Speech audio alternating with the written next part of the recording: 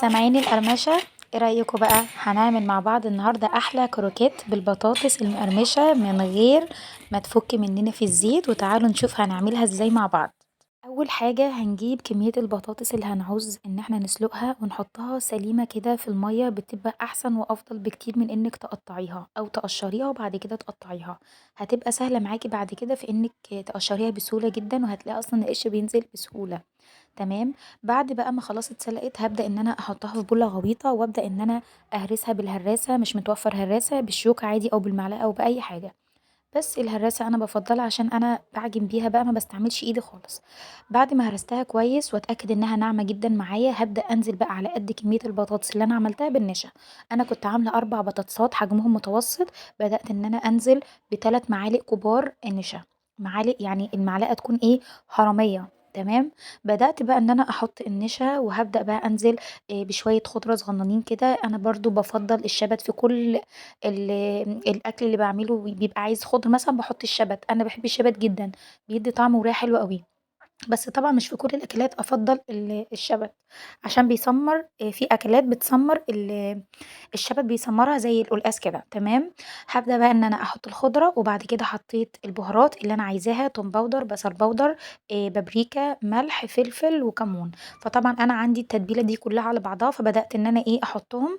وبدأت إن أنا أنزل بشوية بقسماط ومعلقة زيت.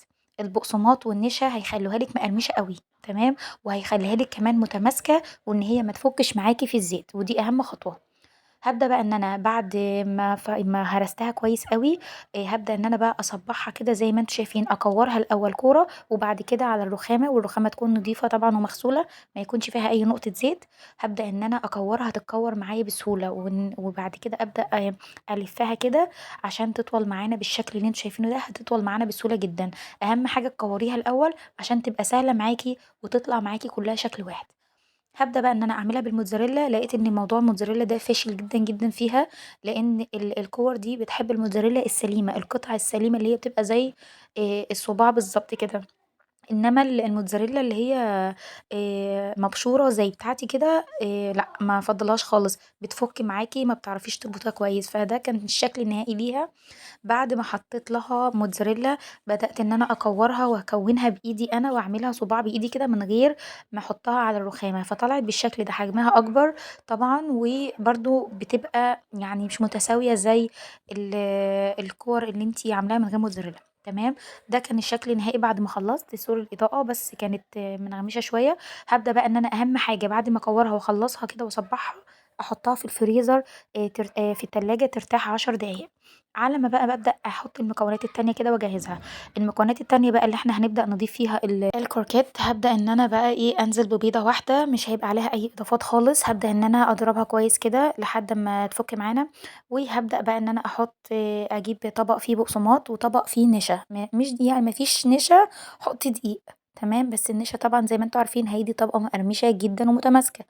هابدأ بقى خطوة حلوة أوي، بدل ما أحط أي مثلًا بهارات لحمة والّا فراخ والّا حاجة على البقسماط، أنا عندي بهارات، يعني توابل بتاعة الفشار، اللي أنا باحطها على الفشار لمّا باعمل كده، باحط بهارات لحمة، سوري بهارات كباب أو جبنة أو شطة وليمون. فأنا فضّلت بهارات الجبنة، بما إن هي بتبقى لذيذة أوي بالجبنة الموتزاريلا. فحطيت على البقسماط معلقة كبيرة أو معلقتين كبار من توابل الجبنة. وحطيتها على البقسماط، وطبعًا النشا ما عليهوش أي حاجة. هابدأ بقى إن أنا أنزل الأول الكفتة بعد ما طلّعتها من التلاجة. هابدأ أنزل الأول في النشا، طبعًا هي هتمسك أكيد في النشا من غير أي حاجة. وبعد النشا هاروح حاطاها في البيض، وبعد البيض هاروح حاطاها في البقسماط. تمام. لو جرّبتِ تعملي العكس إنِّك تحطّيها في البيض الأول بعد كده في النشا، هتبهدلي الدنيا أوي، وفي الآخر برضه النتيجة واحد، فيُفضّل في النشا الأول عشان الدنيا ما تتبهدلش منِّك. تمام. هابدأ بقى إن أنا خلّصت الكمية كلّها. هابدأ إن أنا أحطهم برضه في التلاجة تاني 10 دقايق، أهم حاجة علشان الطبقة تبقى متماسكة جدًا. هنا بقى خلاص بدأت إن أنا جِبت زيت غزير، زيت كتير ويكون سخن جدًا، وبدأت إن أنا أنزل الكروكيت فيها، وده كان الشكل النهائي ليها بعد ما خلّصنا. سامعين بقى، يعني أنا هاسمّعكم الصوت القرمشة الجميل، وطعمها لا يعلى عليه بجد تستاهل التجربة وحاجة جميلة قوي وتنفع تبقى سناكس جنب اي وجبة هتعمليها ولوحدها برضو حلوة جدا وسامعين القرمشة بجد تجنن تجنن.